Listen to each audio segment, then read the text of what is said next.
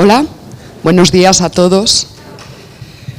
Bueno, empezamos con esta jornada intensa de sábado con Íñigo Ongay de Felipe. Os hago, como siempre, una pequeña reseña biográfica para que le ubiquéis quienes no le conocéis. Es licenciado en Filosofía por la Universidad de Deusto, Bilbao, y doctor en Filosofía por la Universidad de Oviedo, investigador asociado de la Fundación Gustavo Bueno y miembro del Consejo de Redacción del Catoblepas desde su inicio. Ha publicado numerosos artículos en revistas especializadas, también ha colaborado en muchísimas obras colectivas y su ponencia de esta mañana lleva por título Contrahistoria del liberalismo español, del imperio a la nación política y vuelta con interrogante. Muy bien, bienvenido, Íñigo. Gracias, Paloma. Pues nada, voy a empezar esta conferencia diciendo, bueno, en primer lugar, por supuesto, es obligado, agradeciendo de todo corazón a Paloma por su superamable invitación que yo he acogido con muchísimo gusto por mi parte. Estoy encantado de estar aquí, además ante un público tan distinguido al que también comienzo por agradecer su presencia y en un ambiente tan entrañablemente vicentiano, vamos a decirlo así. Y entonces, sí, mi conferencia lleva por título Contrahistoria del liberalismo español. Ahora intentaré explicar cuál es el alcance de esta contrahistoria. Es que te está... Sí, reverberando, ¿verdad?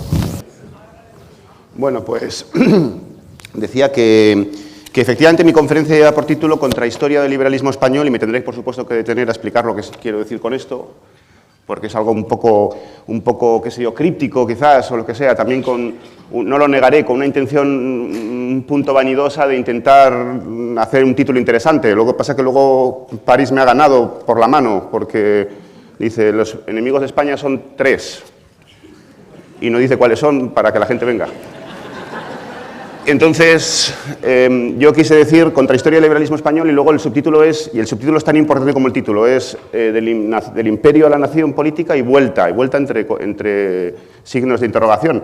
Mi conferencia tiene dos versiones, como es natural, una larga y una corta. La corta no hay vuelta. Pero como supongo que esta versión corta no justifica la superamable invitación de Paloma, pues voy a dar la larga. Y para dar la larga, que además quiero decir que la respuesta va a ser la misma, pero como decía Platón en el Menón, vamos, aunque la respuesta sea verdadera, no sirve para nada si no está a su vez enlazada a los fundamentos que la sujetan, ¿no? Y entonces voy a dar los fundamentos de ese no.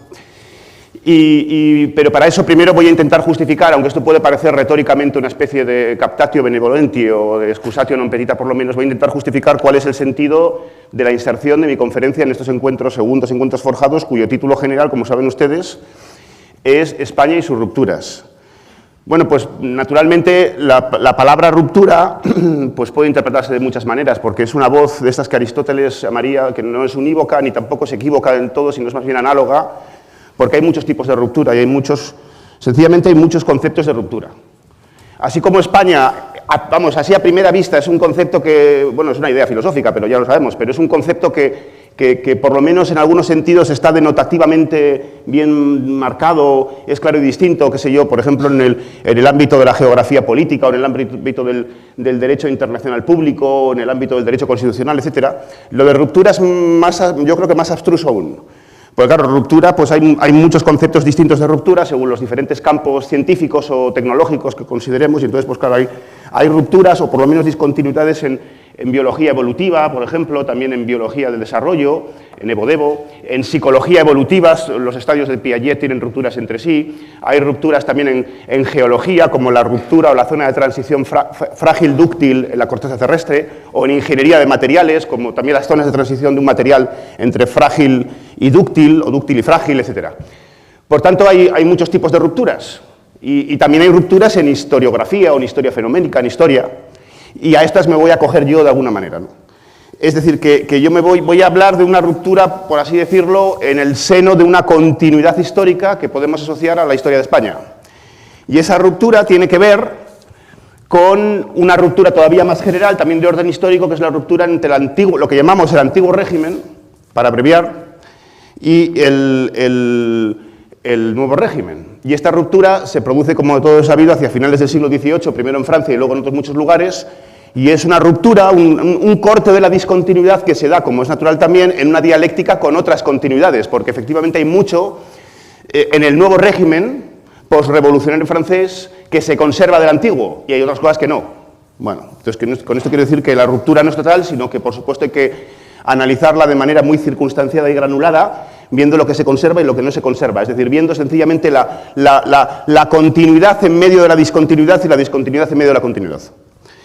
Una suerte de dialéctica, continuidad-discontinuidad, que además es mucho más general, no solo se aplica a la historia, pero aplica también a la historia, y a esta historia en concreto, a este contexto histórico.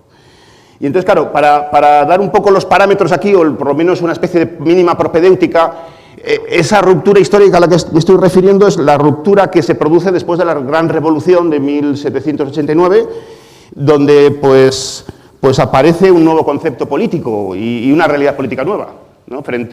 La nación política soberana, frente pues a las morfologías políticas propias de las sociedades políticas del antiguo régimen, y en este caso pues de la Francia de Luis XIV, por ejemplo, etc. Rey de Francia y de Navarra, como es sabido. Bueno, pues este reino de Francia y de Navarra da lugar, por medio de una ruptura, de una suerte de transformación, a una nación política.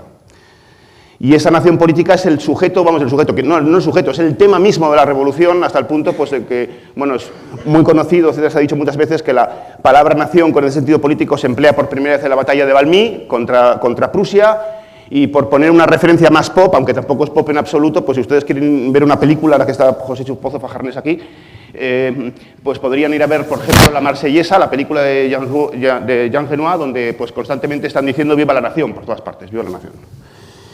Y entonces, claro, esta ruptura, yo aquí me voy a acoger a una línea de análisis, voy a ser honesto, que no es mía, sino que proviene de Gustavo Bueno, y es una transformación en la que una sociedad política organizada según las anfractuosidades y las irregularidades administrativas, jurídicas, etcétera, sociales también, del antiguo régimen, dan lugar, por medio de una especie de mecanismo de lisado, es decir, de aplanamiento de esas morfologías irregulares, un aplanamiento, como si tuviéramos aquí una superficie irregular y la aplanamos, da lugar a su reconstrucción totalizadora mediante una sociedad política en la que ya no hay los estamentos del antiguo régimen, ni tampoco las unidades administrativas irregulares de las diferentes provincias, regiones, cada uno con sus derechos o privilegios, etcétera, sino una sociedad política atomizada en individuos libres e iguales, supuestamente, claro. Bien, ciudadanos, sencillamente. Ciudadanos quiero decir, no el partido político, sino los individuos. Y entonces, una forma de ver esto, pues es decir que lo que se ha pasado aquí es del antiguo régimen, de la monarquía de derecho divino, en la que el monarca tiene derecho por Dios, tiene derecho por Dios porque, como ya decía San Pablo, todo poder viene de Dios, nemo potestas nisi ad Deo, a una sociedad en la que los gobernantes tienen derecho, pero no por Dios, sino por el pueblo. Y esto es la soberanía popular, soberanía nacional, etc. Estos conceptos postrevolucionarios. Claro, en realidad estas dos formas de entender esta transformación, a mi juicio, son las dos metafísicas, es decir, son falsas. Bueno, es más complicado que esto, pero falsas, vamos a decir que son falsas para abreviar. ¿Por qué? Porque ni en el antiguo régimen el monarca recibe el derecho de gobernar de Dios, ni en el nuevo régimen recibe el derecho de gobernar del pueblo. Porque tanto Dios como el pueblo son conceptos metafísicos, a mi juicio. Entonces, en el antiguo régimen y en el nuevo régimen ocurre lo mismo, sencillamente que hay una división entre gobernantes y gobernados. Es exactamente igual. Es igual y no es igual, pero a esta escala de análisis es lo mismo. Por mucho que los esquemas de legitimación, vamos a decirlo así con el lenguaje de la sociología política, etcétera, sean diferentes, pero son diferentes ideológicamente, pero en el terreno de la tecnología hay mucho más cercanía a la que parece. Pero bueno, pero sí que hay una ruptura, y esta es la ruptura que yo voy a procurar analizar con respecto a España. Bien. Y entonces, ¿qué es esto de contrahistoria del liberalismo español? ¿Qué quiero decir con esto? Bueno, a bote pronto, lo que quiero decir es un homenaje a un libro, que es un libro que quizás algunos de ustedes conozcan, un libro espléndido de Domenico Losurdo, que se titula Contrahistoria del liberalismo, así se titula. Y es un libro donde Domenico Losurdo pues, hace algo bien preciso y bien encomiable y estimable, a mi juicio. Hace una historia absolutamente erudita, extraordinariamente detallada, de, por un lado, el desarrollo del ideario, pero esto es más conocido, esto no es Domenico lo zurdo, esto lo han hecho muchos, el desarrollo del ideario teórico de la filosofía política liberal, vamos a decirlo así, o liberal democrática después y demás, es decir, con sus figuras clave, particularmente los que ya conocemos, a Montesquieu, pero también, por supuesto, a John Locke, a Jeremy Bentham, a John Stuart Mill, tutti quanti. Y al mismo tiempo, esta es la cara A del liberalismo, la cara A, digo, por una metáfora de los cassettes. Aquí esto delata que soy viejo, pero los cassettes antes tenían cara A y cara B. Y entonces la cara A del liberalismo es esta. ¿Y cuál es la cara B del liberalismo? La cara B del liberalismo, la cara A es el ideario liberal de John Stuart Mill, los derechos de John Stuart Mill, ¿verdad? Lo que decía Karl Marx en El Capital, la libertad, la igualdad y Bentham. Pues esa es la cara A. ¿Cuál es la cara B? La cara B es la hambruna de la patata en Irlanda, por ejemplo, entre 1845 y 1848, que diezmó la población irlandesa, que la redujo, 1 millón de irlandeses muertos de hambre, otro millón que se fue a Estados Unidos, la población demográficamente, la población de Irlanda pues quedó diezmada en un 20-25%, según los cálculos. La cara B también es las hambrunas de Bengala, por citar un caso, ¿no?, de Churchill.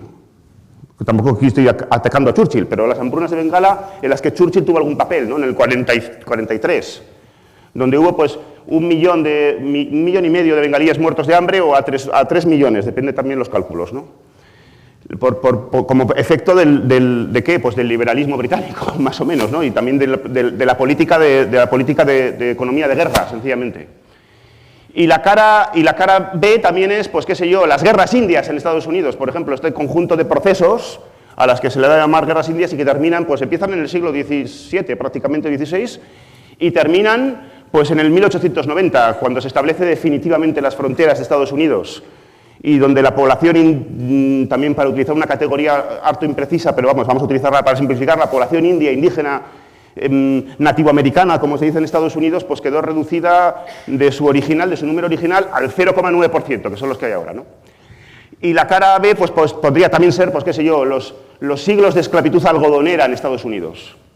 Y entonces esa cara B parece que es escandalosa, y puede serlo, desde el punto de vista ético, etcétera, lo es, vamos, son verdaderos crímenes, Pero al margen de indignarnos o de llorar, como decía Spinoza, aquí no se trata de reír ni de llorar, sino de entender, pues la cara B del liberalismo es el soporte de la cara A, en alguna manera. Es el soporte de la cara A porque supone, para citar aquí un diagnóstico marxista, la acumulación original de capital al margen del cual el Estados Unidos e Inglaterra, como tales imperios, no podrían existir, sencillamente, no podrían haber existido.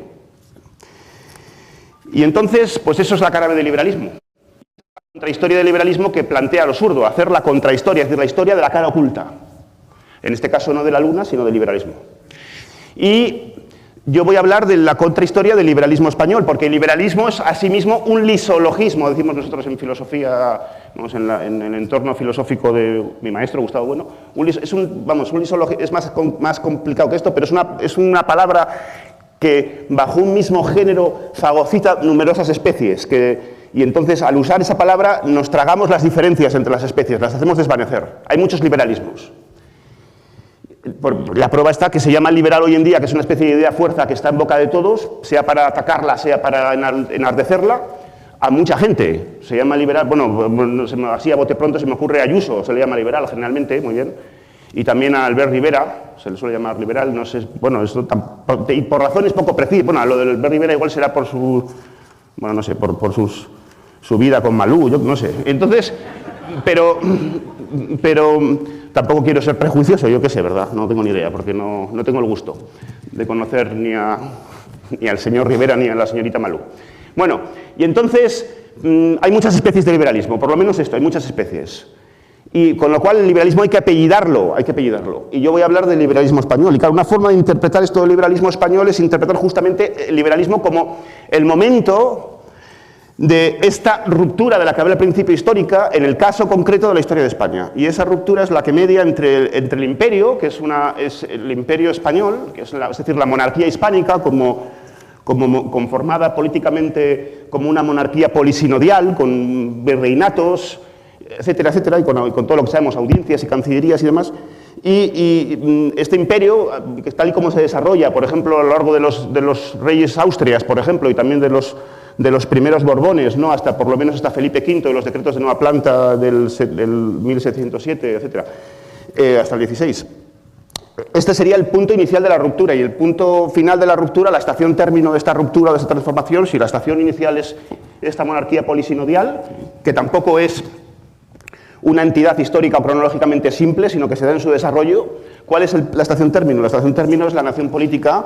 Y la nación política, si antes hemos puesto como referencia la monarquía hispánica, pues aquí podemos poner pues, la nación española como, inicialmente, porque tampoco la nación española es una unidad de simplicidad históricamente, la nación política española, sino que también se da en un desarrollo evolutivo, pues inicialmente como reunión de todos los españoles de ambos hemisferios, según dice el artículo de la Constitución de Cádiz, famoso, ¿verdad?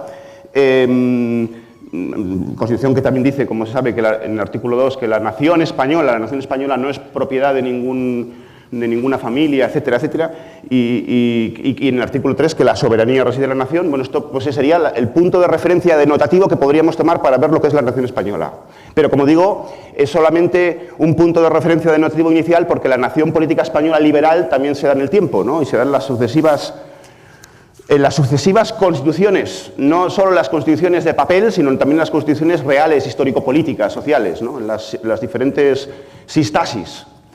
Y entonces, pero también las constituciones de papel son importantes. Las constituciones de papel son respecto a la constitución real de una nación lo que la gramática es respecto al estado de la lengua, ¿no? Y entonces, pues, entre las constituciones, pues cito algo que todos sabemos desde el bachillerato, el Estatuto Real de... Bueno, hoy en día ya no, pero en fin. El Estatuto Real de 1834, después de los gobiernos de C.A. Bermúdez y de Martínez de la Rosa, después las sucesivas constituciones del 37, del 45, la del 69, después de la Revolución Gloriosa, la del 73, después de la Restauración, etcétera, etcétera, hasta la del 78 actual. Y este proceso, porque como digo, esto es un proceso, es decir, la nación española es una unidad procesual, este proceso histórico es un proceso que va conformándose en paralelo a otro proceso, también muy importante, o a otro conjunto de procesos. Y este segundo conjunto de procesos, que es rigurosamente paralelo desde el punto de vista cronológico con este primero de conformación de la nación política española, con todas sus constituciones y demás, es el proceso también de transformación, de lo que, vamos, para abreviar, podríamos llamar las sucesivas independencias de los virreinatos, o mejor dicho, de partes de los virreinatos americanos en naciones políticas, que se dan a una escala similar al primer proceso. Y entonces también pues, podríamos citar todos los casos, son numerosísimos. Bueno, empezando, el primero es el de México, que empieza en el 10 y acaba en el 21, ¿verdad? Y quiero decir, 1810, 1821. Y el de Paraguay también, también muy temprano, entre el 11 y el 14, con el doctor Francia. El doctor Francia, que fue, bueno, ustedes sabrán, el que caricaturizó luego este escritor, el escritor paraguayo por excelencia, Roa Bastos, en Yo el Supremo, ¿no? Y después el proceso de Chile, que empieza en el 1818 y demás. Bien. Entonces, resulta que esta es la ruptura. Este es el proceso de cambio, de transformación. Entonces, la pregunta que yo quiero afrontar aquí, así de primeras, es ¿cómo entender este cambio? O cómo conceptuarlo, o cómo concebirlo. Y bueno, esta parte que inauguro ahora de mi conferencia va a ser un poco abstrusa. Esto lo tengo que avisar, ¿eh? Pero bueno, no creo que tanto, ¿eh? Porque este problema de cómo entender este cambio es una especificación, es una especie de un problema mucho más general, que es cómo entender el problema del cambio en general. Y excuso decir lo poliédrico de esta cuestión disputata en la historia de la filosofía y en general del pensamiento filosófico y también científico y teológico. ¿Cómo entender el cambio? ¿Cómo entender el movimiento? Quizás una referencia común, sobre todo para los que somos del gremio de profesores de filosofía, no diré filósofos, gremio, pero por lo menos de profesores de filosofía, una forma común una referencia común que todo el mundo cita a la hora de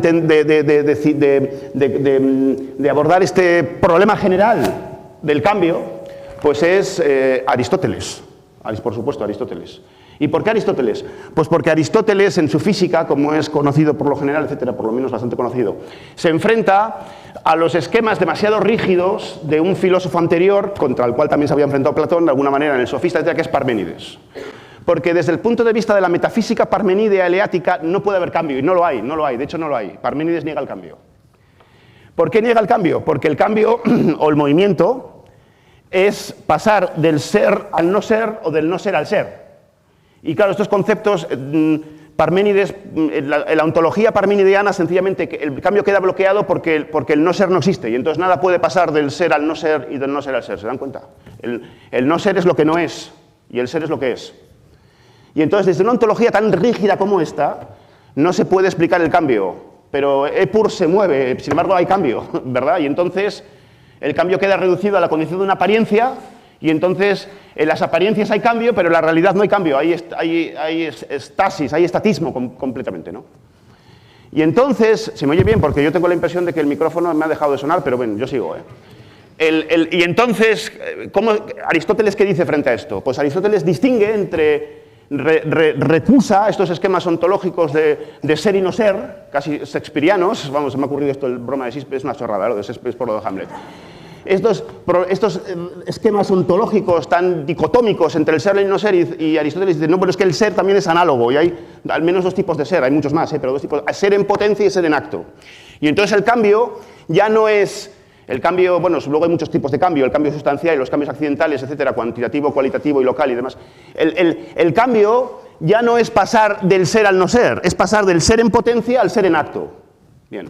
Por tanto, el cambio puede ahora muy precisamente hacerse justicia a él, porque el cambio no supone el paso al no ser o la aparición de un ser que no existía, sino la transformación de un ser que existe, porque bien sea porque la sustancia pierde la forma, bien sea porque y entonces se corrompe, o bien sea porque sencillamente cambian los accidentes de cantidad, de calidad. Bueno, esto es un rollo, en fin. Pero total, que el cambio es posible. Pero noten usted, y entonces, ¿cuál es la definición que da Aristóteles de cambio? Pues da una definición muy curiosa, muy bonita, que siempre se cita, ¿no? El cambio es la actualización de lo que es potencia en la medida en que sigue siendo potencia. Y yo no tengo tiempo ahora para detenerme en explicarles a ustedes por qué esta definición es contradictoria, sencillamente. Y entonces, con esto quiero decir que Aristóteles no resuelve el problema del cambio, lo que está haciendo es plantearlo, por lo menos plantearlo. No lo resuelve porque al final termina arribando a una concepción de cambio que es completamente insostenible y contradictoria y que no hay por dónde cogerla. El problema del cambio ha sido reconstruido, ha sido replanteado, pero todavía sigue estando presente. Y como estuvo presente a lo largo de toda la tradición filosófica, y la prueba está pues, en todos los problemas del continuo que se plantean en la antigüedad y en la Edad Media. Ahora que estamos en este ambiente tan, no sé, vicentiano, como he dicho antes, pues quizás no esté de más recordar que, por ejemplo, en la interpretación filosófico-teológica o teológico-natural, bueno, no, teológico-dogmática en el fondo, pero con terminología filosófica, platónica, aristotélica, del milagro de la transustanciación, del milagro de la Eucaristía, vamos. Pues el milagro de la Eucaristía, como saben ustedes, consiste en que el pan, ¿verdad?, se convierte en el cuerpo de nuestro Señor y el vino se convierte en la sangre de nuestro Señor, después de que el sacerdote diga las palabras sacramentales, ex opere operato, etcétera. Pues hubo el problema entre los grandes teólogos de la Edad Media de entender cómo ocurría esto, es decir, cuál era el momento en que dejaba de ser pan y se convertía en vino, porque esto plantea, ya ven ustedes en qué estoy pensando, en carne, porque esto plantea de nuevo el problema del continuo. ¿Cuál es ese momento en el que ya no es pan y es carne? Y cómo entender ese momento, ese instante, ¿verdad? Ese instante, que es imposible de entender, es absolutamente abstruso conceptualmente. Y hay muchas interpretaciones sobre cómo solucionar este verdadero, qué sé yo, problema del continuo, ¿no? Santo Tomás de Aquino tiene una solución, San Buenaventura tiene otra, etc., pero no voy a entrar en ello. Bueno, y aquí también hay una ruptura en la conferencia, en el tema de la conferencia, ¿no? La ruptura es el paso del antiguo régimen al nuevo régimen y el paso de la monarquía hispánica como monarquía polisinodial tricontinental, claro, contando con Filipinas, etcétera, y con la capitanía española de las Filipinas, que es Formosa, luego Taiwán, etcétera, por lo menos durante algún tiempo, etcétera. Y entonces, ¿cómo entender este cambio? Que es una especificación del problema del continuo, como ven ustedes. Es decir, que el problema que estoy planteando yo es un problema ceñido, por así decirlo, al campo de la historia, pero que en el fondo tiene un alcance muchísimo más general de orden ontológico, vamos a decirlo así. Bueno, pues aquí quisiera yo decir, sobre todo, que hay dos formas de entender esta ruptura. Dos formas de entender esta ruptura. Dos formas, y solo dos. Aquí, esto es muy arriesgado, ¿eh? Porque si digo que hay dos formas, pero que puede haber otras muchas, no me arriesgo tanto. Pero si digo que hay dos, exactamente dos, sí me arriesgo, ¿eh? y me estoy arriesgando. Hay dos formas de entender este cambio. ¿Y cuáles son estas dos? Y por de pronto yo no tomo partido por ninguna de ellas, aunque luego se va a ver que sí.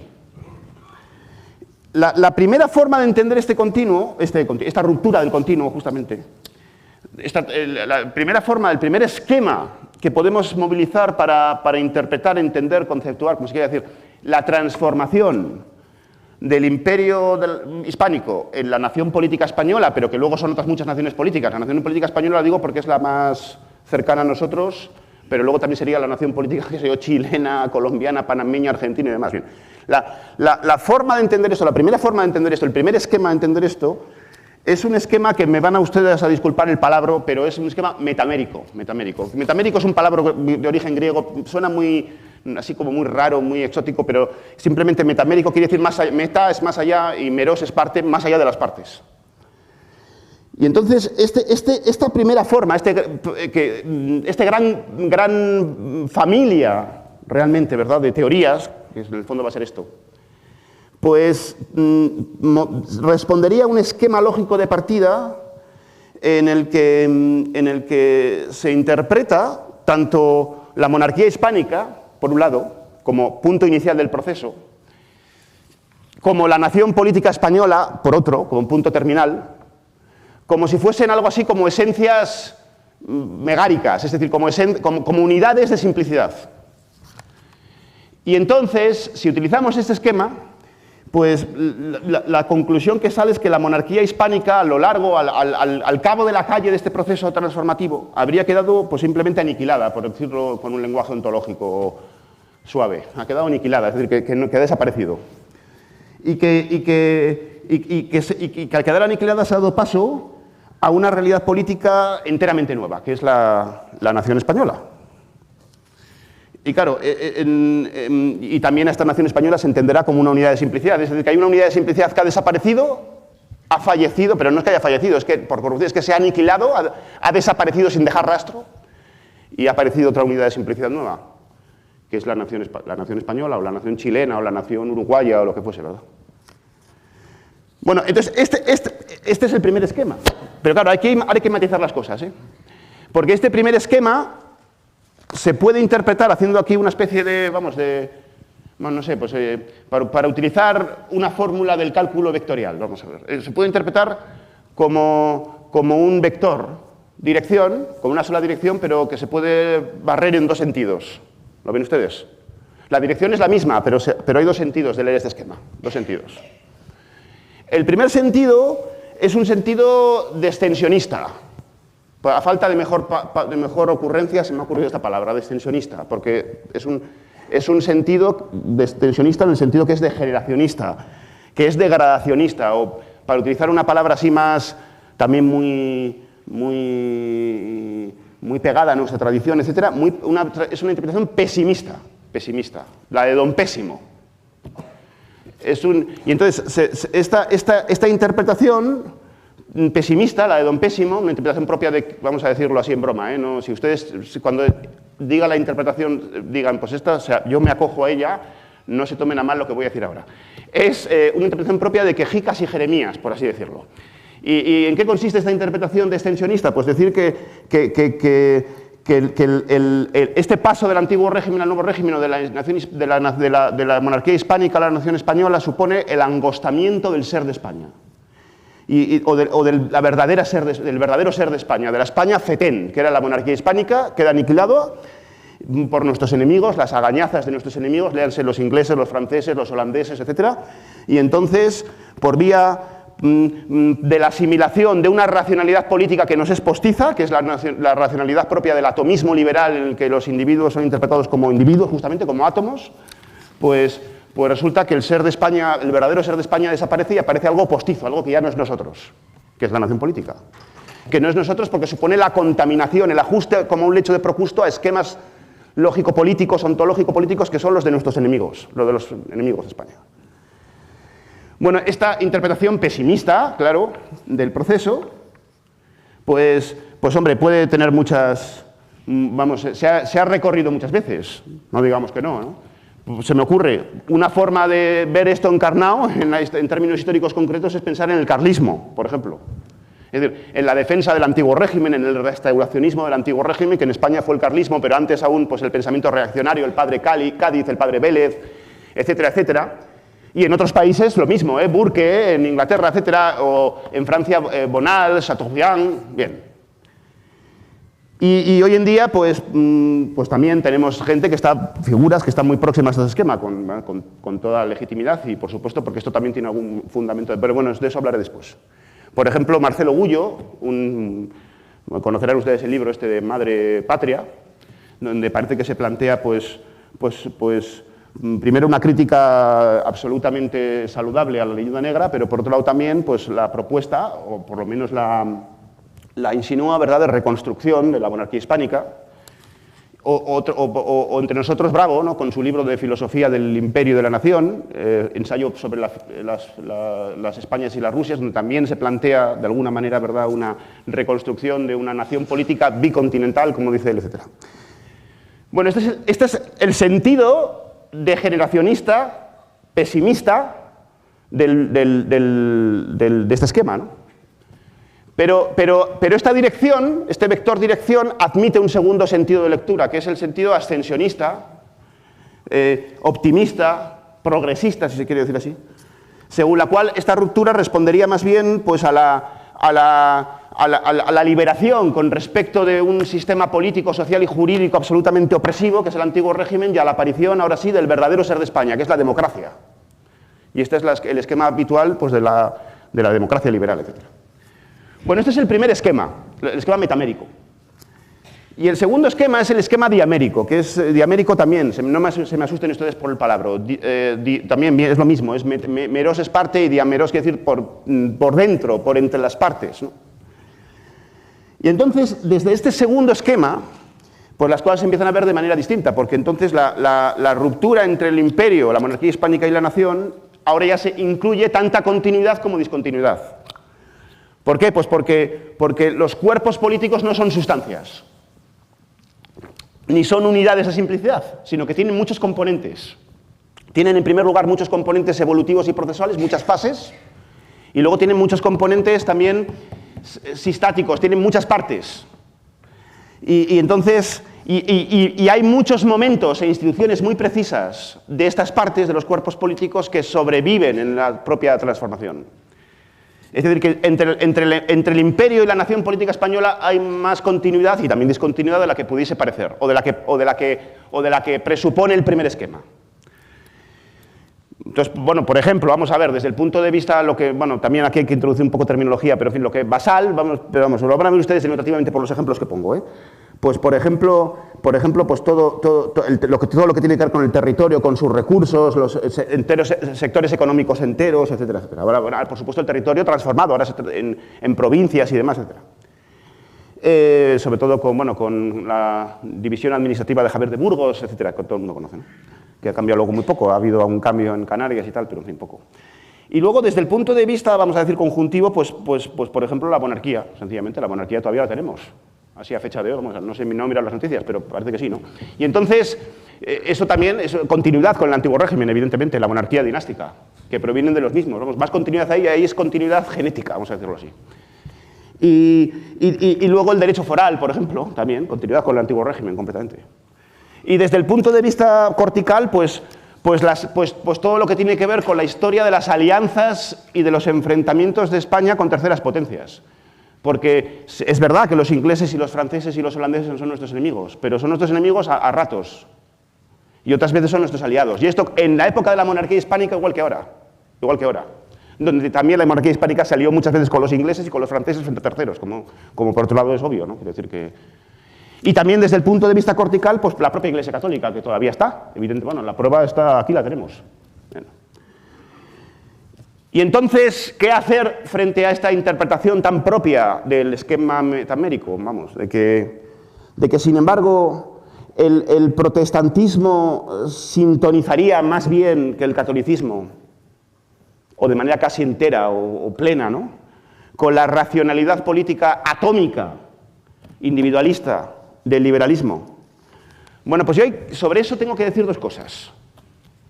Bueno, espero, no lo he dicho expresamente, esto de los dos esquemas lo he planteado de una manera clasificatoria, pero espero que el público aquí presente tan distinguido haya entendido que yo más bien me inclino por el segundo.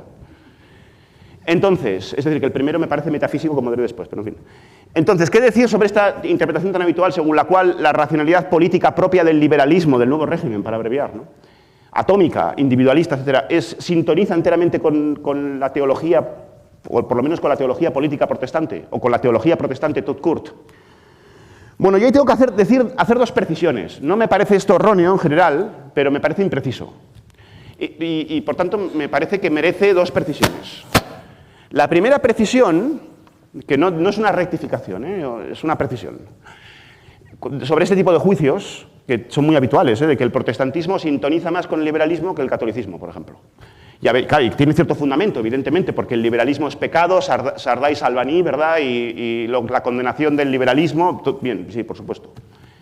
Pero esto de que el protestantismo está de hoz y coz, ¿verdad?, arrimando el ascua a su sardina, sencillamente encajando como un guante a una mano con la concepción ontológica atómica liberal individualista, pues hay que hacer dos precisiones. En primer lugar, que el protestantismo no es nada, es decir, que el protestantismo es un concepto clase amorfo, porque el protestantismo no tiene unidad.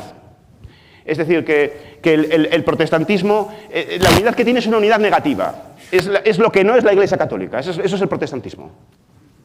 Y entonces, porque en el protestantismo hay muchas iglesias. Protestantes son los anabaptistas, los baptistas, los testigos de Jehová, los mormones, etc. Entonces, ¿cuál es la unidad ahí? Los anglicanos.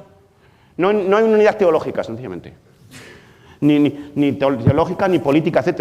Es un concepto clase, pero que de orden negativo. De orden negativo. Y por tanto es amorfo, como todos los conceptos negativos. Esa es la primera matización. La segunda matización es que la racionalidad atómica del protestantismo, que sí, evidentemente es muy obvia, las razones por las que se dice esto, ¿no? Quiero decir, es muy obvio que desde luego, que desde la Reforma, pues desde por lo menos, si uno mira, ¿verdad?, el cuerpo, la teología, la teología protestante luterana, por ejemplo, de Lutero, bueno, del Lutero no, porque Lutero Lutero así, no quiero ser tampoco aquí demasiado maligno así, pero era un hombre al parecer de pocas luces, bueno, de pocas luces a nivel teórico, de luces a nivel práctico, la inteligencia práctica había que verla, así, por eso pudo montar la que montó en alianza con los príncipes alemanes y demás, ¿no? Pero Lutero no escribió la teología protestante tal y como aparece, por ejemplo, en las tesis, en las Dieta de Habsburgo, etcétera, en la Confesión de Fe Habsburgiana, etcétera, eso lo escribió Felipe Melanchthon, ¿no? Bueno, pero es evidente que si la gracia divina la recibe el creyente por el libre examen, etcétera, pues eso hay una cierta analogía con la ontología política liberal individualista, eso es evidente, quiero decir que eso es evidente. Ahora bien, esa racionalidad atómica, que por supuesto no es lo mismo que irracionalidad, es otro tipo de racionalidad, más bien se daría, creo yo, en el plano ideológico, en el plano nematológico. Antes dije que lo de que el derecho viene de Dios o viene del pueblo, eso se da en el plano nematológico ideológico porque en la práctica es lo mismo, los gobernantes y los gobernados. Pues aquí es algo parecido, ¿no? La racionalidad atómica, individualista, no comunitaria o anticomunitaria de los protestantes, por simplificarlo de protestantes, se da en el plano nematológico ideológico. Porque en el plano tecnológico las sociedades protestantes son igual de comunitarias que las católicas, porque es que si no, ¿qué van a ser? Si el individuo es una abstracción, no hay individuos fuera de los grupos. Y esta es la primera matización que se me ocurre. Y la segunda matización tiene que ver con que el catolicismo es incompatible con la racionalidad atómica liberal. Bueno, esto solo es verdad a medias. ¿Por qué? Porque esto ni siquiera es verdad en el plano nematológico. En el plano de la teología católica esto no es verdad tampoco.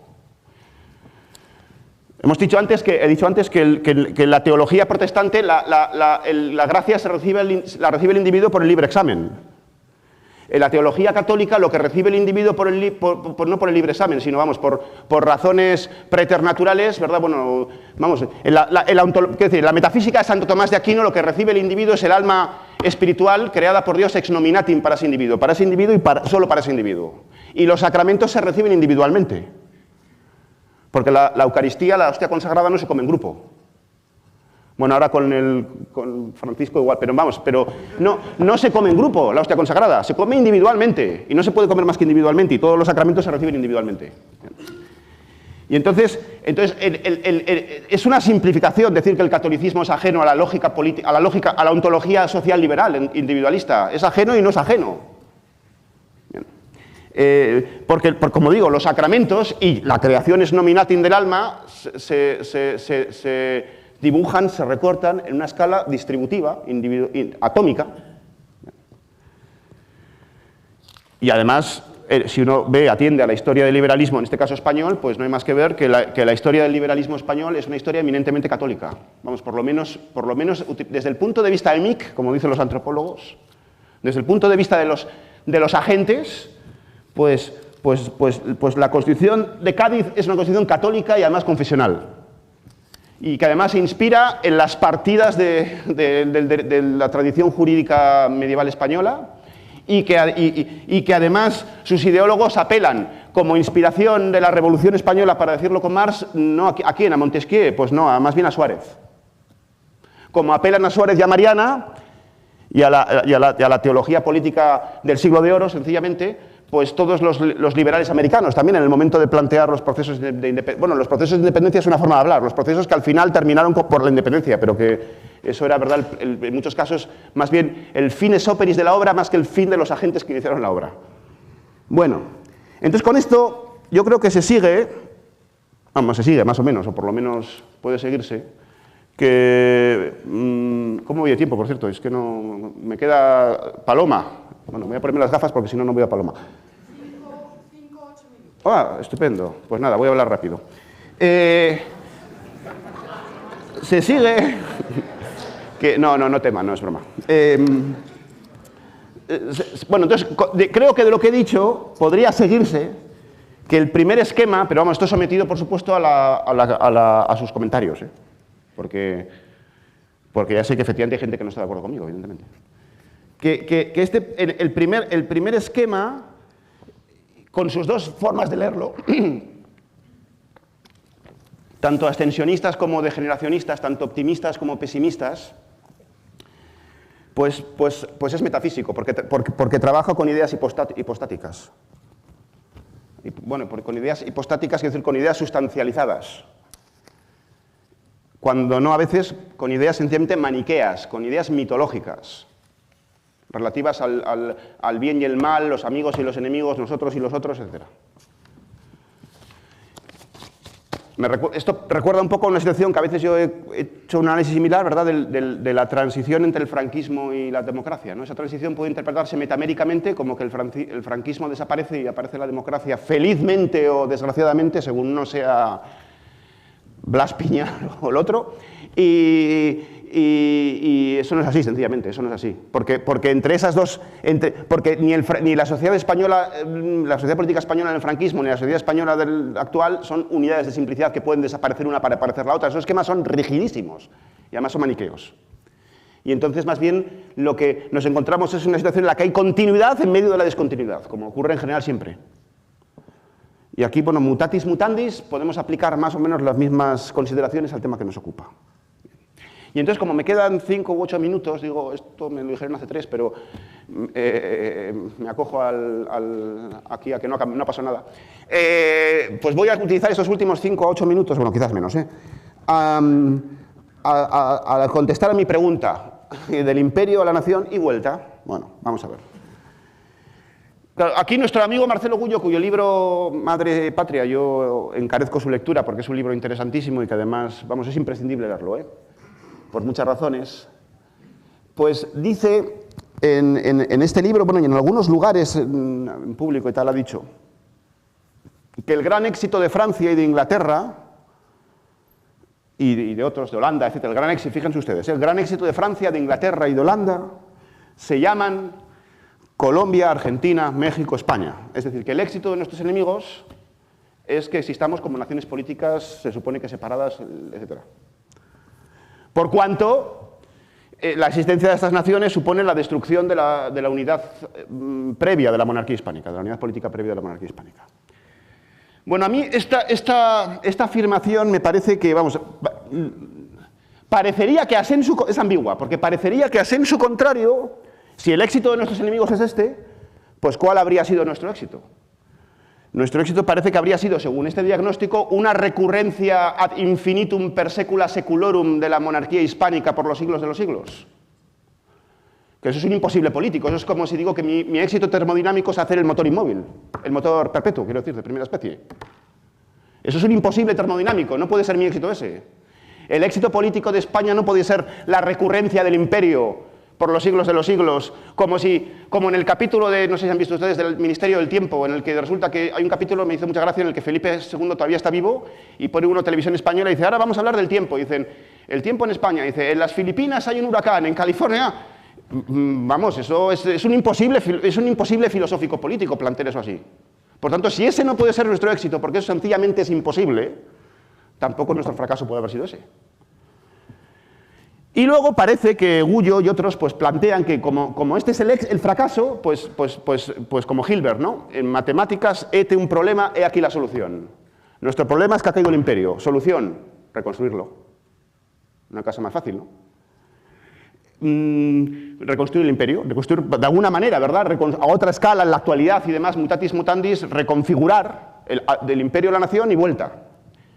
Pero, ¿cómo hacerlo? Gullo plantea, por ejemplo, que una salida intermedia sería pues, la asimilación de cantidades ingentes en España, por ejemplo, de ciudadanos mexicanos o colombianos o guatemaltecos o puertorriqueños, etc., frente a otras posibles olas migratorias y demás. Bueno, y nuestro amigo Bravo, pues también, más o menos, bueno, no, de manera distinta y con fundamentos diferentes, pero también propone una especie de reedición corregida y aumentada de la monarquía hispánica. Y luego además añade que para reforzarnos contra nuestros enemigos atómicos, liberales, individualistas y protestantes, pues tendremos que también confederarnos o por lo menos aliarnos con los rusos. Bueno, yo la verdad es que no quiero discutir aquí la verdad o la bondad de estos planteamientos, de estas propuestas. Yo eso no, porque en principio yo, así desde el punto de vista caracteriológico, yo simpatizo con ellos. Es decir, lo que me pide el cuerpo es simpatizar con ellas, por supuesto, sí. Es decir, reconstruyamos el imperio, pues reconstruyámoslo, ¿verdad? Bien. Luego habría que discutir dónde poner la capitalidad, porque Madrid igual no es la ciudad más adecuada, igual es mejor Ciudad de México, por ejemplo. Yo diría que lo más adecuado es Bilbao, pero Ciudad de México también podría estar bien, ¿no? Bien, entonces, sí, porque, bueno, yo soy de Bilbao, pero eso no tiene nada que ver, porque todos ustedes, aunque no lo sepan, también. Bien, entonces, resulta que yo no discuto la bondad o maldad de estas propuestas, porque yo en realidad simpatizo con ellas. Lo que discuto es que sean posibles. Es decir, que me parecen idealismo político, sencillamente. Entre otras cosas porque cuando se dice, y es verdad, yo quiero decir que esto es cierto, que la unidad europea es la unidad propia de una biocenosis en los que unos países han estado en constante guerra con otros, ¿verdad? No ha habido un solo año de paz en Europa. Y que los intereses efectivamente son contrapuestos entre sí, etcétera, etcétera. Y que los franceses y los ingleses son los enemigos de España. Y que, por tanto, como dice alguna vez Gullo, ¿verdad? La unidad europea, la unidad de la Unión Europea, supone que los franceses tengan que olvidarse, y es una forma metafórica de hablar, ¿no? Porque desde el punto de vista de la memoria semántica, los franceses actuales no tienen que olvidarse de esto, de la memoria episódica. Quiero decir, los franceses y los alemanes tienen que olvidarse, metafóricamente, de, qué sé yo, de la guerra franco-prusiana, de la Primera Guerra Mundial, de la Segunda Guerra Mundial, de las firmas en el Tratado de Versalles de quitársele a Alsacia, Lorena a uno, recuperarlo, etc. Mientras que los hispanoamericanos no tienen que olvidarse de nada de esto, y por eso la unidad hispanoamericana es más plausible. Bueno, pues a mí me parece que esto, yo no sé dónde se lo saca Gullo. Desde luego de la historia, pues hombre, si a no ser que empecemos a olvidarnos también, por ejemplo, que los chilenos se olviden de los chilenos y los peruanos, ¿verdad?, de la guerra del Pacífico, y luego los bolivianos y los paraguayos se olviden de la guerra del Chaco Boreal, y antes los paraguayos, los pobres, que han tenido de todo, ¿verdad?, de la guerra de la Triple Alianza, donde perdieron el 80% de la población masculina, ¿a manos de quién? ¿De los franceses y de los ingleses? Bueno, a manos sobre todo de los brasileños y de los argentinos, etcétera. Bien. Y entonces, bueno, se dirá, pero estas guerras son producto de las triquiñuelas de nuestros enemigos, de los ingleses y los franceses. Se dirá esto, y no lo niego, por las razones que sean. Estas diferencias incompatibles de intereses entre naciones hispanoamericanas están ahí, son históricas, por las razones que sean, por las triquiñuelas de nuestros enemigos o por las agañazas del diablo, por lo que sea. Es como cuando se discute, ¿verdad?, o se discutía entre los marxistas si la clase proletaria era una clase universal y cómo explicar entonces la Primera Guerra Mundial, cuando se enfrentaban los obreros o los proletarios franceses a muerte con los alemanes. Por los intereses de las potencias imperialistas, por lo que sea, pero se enfrentaban. Bien, pues aquí ocurre lo mismo, ¿no? Por no hablar de episodios mucho más recientes, porque todos estos episodios que he citado, salvo la guerra del Chaco Boreal, que es de los 30, como he sabido, de los 30 del siglo XX, las otras son del siglo XIX, bien, pero ha habido también encontronazos serios en el siglo XX, ¿eh? En Argentina, la guerra contra Inglaterra, pues Chile, ¿con quién iba? El Chile de Pinochet, ¿con quién iba? Pues con Inglaterra, con Margaret Thatcher, evidentemente. Por antihispanismo, bueno, pues por defensa de los intereses chilenos, como Argentina iba por defensa de los intereses argentinos, sencillamente. Bien, y entonces, porque son naciones diferentes, ahora mismo son naciones diferentes. Bueno, esto por un lado. Y luego, por otro lado, yo tengo ciertas razones también para dudar de las consecuencias políticas para España eutáxicas, a medio o corto plazo, de políticas migratorias como las que pide Gullo. Tengo razones para dudar de eso. Es decir, porque... Pues, bueno, por muchas razones que no conviene entrar ahora. Pero tengo razones para dudar de que eso sea prudente, por ejemplo. Bueno, que para empezar que sea posible, puesto que la política migratoria, por razones que todo el mundo conoce, nosotros no las controlamos. Pero aunque fuese posible, que eso sea prudente. Y en cuanto a la alianza con Rusia, pues claro, naturalmente esa alianza con Rusia que propone Bravo, pues por de pronto, a no ser que se plantee para Azcalenda greca, si se plantea como una propuesta política real, pues eso pasa por encima de las alianzas actuales de España con la OTAN y en la Unión Europea, etcétera, alianzas políticas que todas ellas que serán buenas o malas, yo ahí no voy a entrar, pero que son las que han permitido hasta la fecha que España, mal que bien, pues siga existiendo como lo que es. Y lo que es España no es un imperio, es una nación política heredera de un imperio que está extinto. Y los procesos de extinción en biología no tienen vuelta atrás. El dodo se extinguió y no se puede resucitar el dodo, no hay forma de resucitarlo salvo en la película Jurassic Park. Y entonces, un imperio ferecido, del cual somos herederos los españoles, pero también los colombianos, los argentinos, etcétera, pero que no cabe confundir a España con la monarquía hispánica. Sería como confundir, por utilizar una analogía biológica con la que me callo, sería como confundir a un estornino o a una gallina con un Archaeopteryx. Bueno, y lo último que quiero decir es, ¿del imperio de la nación y vuelta? Pues no, quod erat demonstrandum.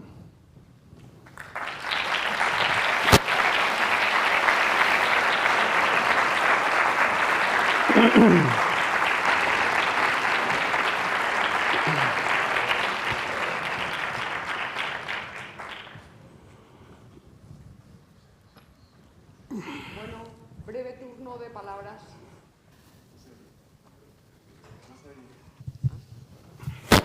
Ahora tenemos un poquito de tiempo para un turno de palabras, 15 minutos más o menos. ¿Alguien interesado? Si no, le pregunto yo. Bueno, pues... vale, tenemos allí una. ¿Nadie más?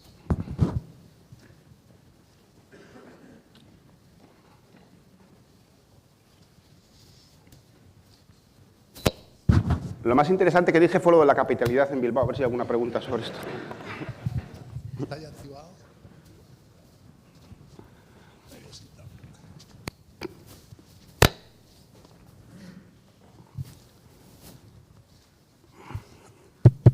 Bueno, yo no sé si me apunto a abonar la continuidad de una de las dos posiciones, la optimista o la pesimista, o planteo una tercera vía. No sé si quiebro el tertium non datur, ¿no? No, yo... sí. Vamos a ver. Yo creo que lo que se llama ruptura, y la ruptura con el antiguo régimen, que por cierto ya adoptamos un término que hasta cierto punto tiene connotaciones metafísicas, lo de ruptura, en tanto en que yo creo que el grueso del espíritu de la historiografía que todos hemos estudiado es bastante liberal, pues el término ruptura ignoraría los elementos de continuidad que tú has puesto de manifiesto y que están presentes siempre.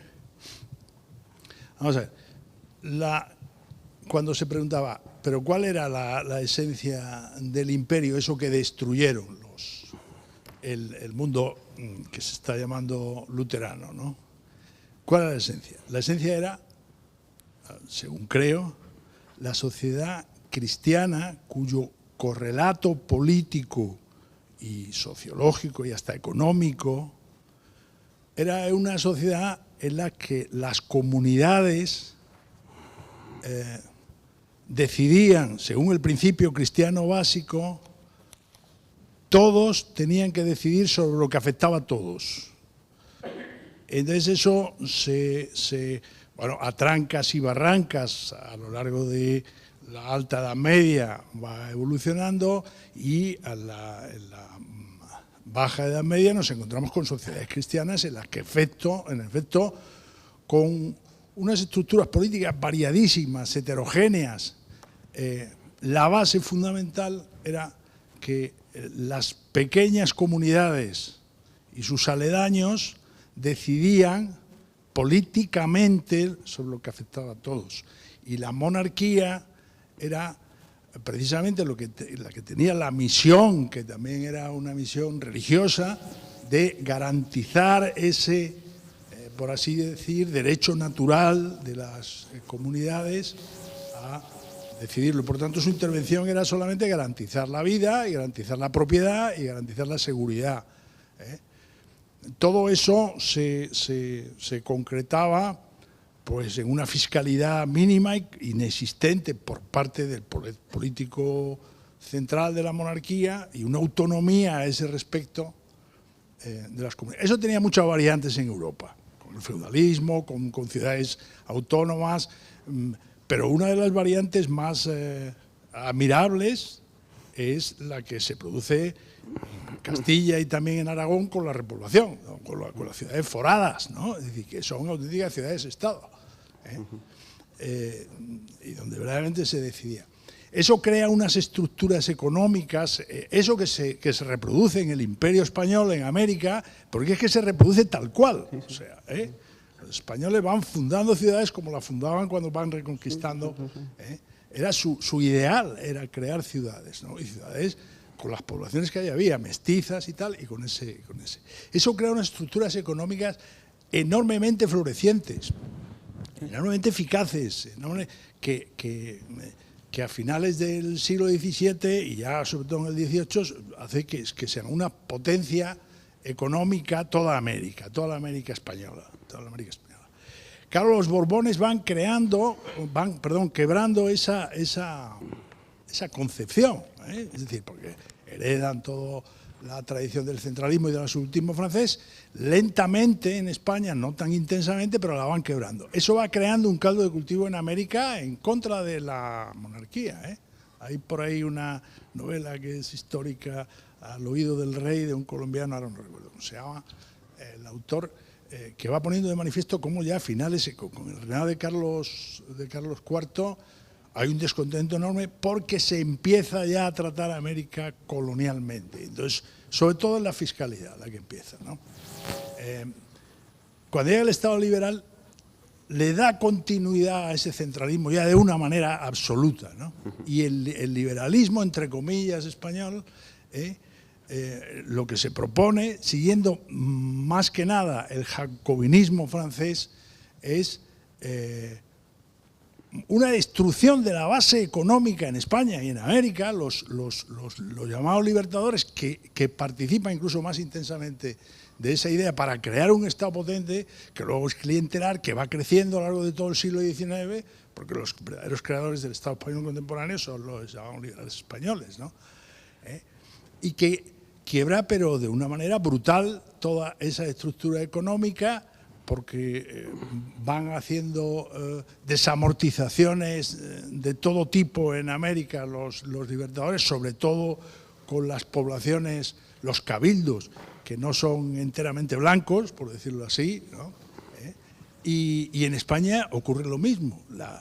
parte de la motivación de la sucesiva sublevación carlista es esa. Por eso los fueros tienen un componente de autonomía económica y comunitaria que es de la tradición medieval española, sin duda, ¿no? Es decir, eso podía haber evolucionado, esa estructura, si no se hubiera quebrado a la fuerza y además a lo largo de todo el siglo XIX, y ha costado mucho eso. Las desamortizaciones españolas destruyen esa base y crean en buena parte el proletariado español. Es decir, porque ya no solo son los bienes de la Iglesia, son los bienes comunales, ¿no? Y crean un Estado clientelar que tiene muy poco de liberal en el sentido económico y casi político también, y entonces impiden que eso pudiera haber evolucionado hacia una sociedad industrial de manera más equilibrada, sin haber perdido la potencia económica que habían tenido las sociedades americanas, y ejemplos los tenemos. La monarquía británica no evoluciona así, nunca acepta los principios jacobinos, y todavía tenemos elementos medievales en la monarquía británica clarísimos, ¿no? Por no hablar de Suiza, que tiene una estructura política estrictamente medieval y además de base comunitaria total, y que es una super sociedad industrial sin ningún problema. Para empezar, es que no tiene ni presidente de la Confederación Helvética, nadie lo conoce porque en efecto existe, pero de una manera puramente administrativa.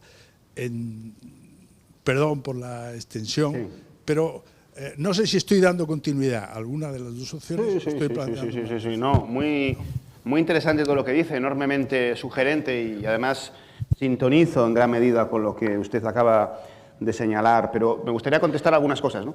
En primer lugar, claro, la palabra metafísica que usted ha empleado también muy oportunamente, bueno, sé que es una palabra que se puede entender de muchas maneras, ¿no? Y se entiende de hecho de muchas maneras, pero vamos, yo la entiendo como sencillamente como cualquier concepción que involucre movilizar esquemas hipostáticos, es decir, esquemas sustancialistas, porque esquemas que arrastren la idea de esencias eternas, invariantes. Eso es lo que es la metafísica, ¿no? Y entonces yo creo que, por ejemplo, tanto el pesimismo, no ya lo que he llamado los sentidos, ¿verdad?, de lectura del vector dirección metamérico, pesimista y optimista, o degradacionista y ascensionista son metafísicos. La cuestión aquí es que en general, las concepciones del mundo optimistas y las pesimistas también son metafísicas, igualmente metafísicas, porque son monistas, todas ellas. Y entonces, el pesimismo, por ejemplo, que podríamos poner en paralelo, pues qué sé yo, desde los griegos, pues con las concepciones de la edad del oro, ¿no? De la edad de oro que van degradándose, eso a nivel mitológico, a nivel filosófico, pues con Plotino, por ejemplo, las Eneadas, ¿no? Con el procesionismo plotiniano. Y el optimismo pues qué sé yo, de la idea del progreso europea o de Marx, del Diamat, es metafísico por igual, porque ambas son monistas. Y entonces, bueno, y muy de acuerdo con lo que ha dicho, pero bueno, algunas apreciaciones por mi parte, que quizás usted no sintonice con ellas, pero me parece muy bien, vamos, quiero decir que es discutible, por supuesto. Vamos, yo, lo que ha dicho usted del principio de subsidiariedad, en realidad, ¿no? Como principio que define el principio esencialmente cristiano, bueno, yo creo que es una forma de hablar, porque eso de que todos decidían sobre lo que afecta a todos, eso de nuevo es en el plano nematológico, pero en el plano práctico no. Eso no pasa así nunca, nunca. Siempre hay gobernantes y gobernados con disimetrías totales entre ellos. Y decir que eso es un derecho natural, pues yo tampoco yo no sintonizo con eso, porque no hay derechos naturales, sencillamente. Los derechos son todos históricos, artificiales, etc. Pero bueno, son apreciaciones simplemente que tampoco van al núcleo de lo que dice usted. Ahora, lo que sí me parece interesante es decir que la monarquía hispánica podría haber sobrevivido y evolucionado. Hombre, en principio todo lo que nace muere. Todos los imperios desaparecen. Decir que la monarquía hispánica podría haber sobrevivido, bueno, pues como la URSS podría haber sobrevivido, si no hubiese caído podría haber sobrevivido, claro, pero sí cayó. Y la monarquía hispánica podría haber sobrevivido, hombre, no se puede comparar las cosas con Suiza, ¿eh? Porque la monarquía hispánica era un imperio universal. Y entonces los imperios universales, la cosa que tienen es que tienen enemigos. Y entonces, y estos enemigos, porque a veces se plantea la cuestión Bueno, esto, perdonen, distinguido público, pero esto tiene que ver con debates internos nuestros dentro de nuestro grupo, por así decirlo, ¿no? A veces se plantean las cosas como realizando una dicotomía, a mi juicio, demasiado excesivamente rígida entre factores internos y factores externos de la monarquía hispánica, de la caída de la monarquía hispánica, del imperio. Bueno, pero un imperio es universal, tiene enemigos, y la existencia de esos enemigos es interna a su ortograma. No es externa, es interna. ¿Por qué? Pues porque si el ortograma consiste en, como ha dicho usted efectivamente, ¿verdad?, en troquelar al mundo mismo bajo tu norma, pues entonces la presencia de enemigos que no se dejan troquelar es interna al propio ortograma. ¿Lo ven ustedes? Y entonces no es externa, es interna. Y entonces, y es una situación que describe muy bien poéticamente Quevedo en el famoso soneto que termina diciendo: es muy más fácil España en muchos modos que lo que tú sola les quitaste a todos, puedan todos quitarte a ti sola, o algo así, ¿no? Y entonces, precisamente por esa razón, los imperios universales no pueden ser eternos, es imposible, no pueden ser eternos. Y entonces, por esa razón decía, podría haberse mantenido si no cae, pero es que cayó. Y no puede compararse a Suiza, pues porque bueno, yo no quiero ser falta de respeto. No es falta de respeto, sencillamente Suiza es lo que es y España es y la monarquía hispánica era lo que era, vamos. No, la supervivencia de Suiza, por así decirlo, eso no es ningún problema, eso eso es muy fácil de explicar. Dígame. Eso, sí, exacto, sí, eso, sí. No quería decirlo, pero es un poco eso, sí.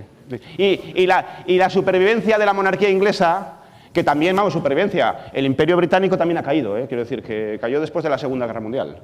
Y hombre, ahora queda la Commonwealth, ¿no? Pero bueno, ya parece que no muy buena salud porque Barbados y estos... Pero bueno, también la estabilidad, por así decirlo, relativa de la monarquía inglesa también es más fácil que explicar que la española, por los componentes depredatorios. Es decir, componentes depredatorios, aquí tampoco quiero sonar maniqueo, España también tenía, ojo, porque es natural, porque no pude no tenerlos. Un poco eso. Bueno, nos hemos pasado de tiempo. Brevedad, por favor, Joséchu. Muy breve. Yo pensaba que no iba a poder decir nada. Bueno, pues resumiendo, bueno, de entrada, magnífico. Desde luego. Es por hablar un poco de la Iglesia Católica respecto de lo que has dicho y señalar, puntualizar una cuestión, ¿no? Que igual que has estado hablando del Imperio Español, joder, tendría que decir muchas cosas antes, pero bueno, que podríamos hablar de la Iglesia Católica también. Hombre, claro. Por su poder temporal y porque eso, un imperio, sí. desde luego, que no se puede decir de las iglesias protestantes. Bueno, esto marcaría una gran diferencia, ¿verdad? Que tú has tendido a equiparar. Y bueno, y un comentario en relación al principio de tu exposición, cuando has hablado de Aristóteles, que muy bien, traído por el tema del cambio del movimiento, pero que ya estaba implícito en el parricidio... De Parménides, en el sofista. En el sofista. Sí. Bueno, sí. Solo eso. Sí. Bueno, pues eso, el parricidio de Parménides, bueno, sí, ya está dicho. Vale, le había dicho a Íñigo sin respuesta. Chema, nos quedamos sin tiempo para otro turno. Te reservo primera plaza.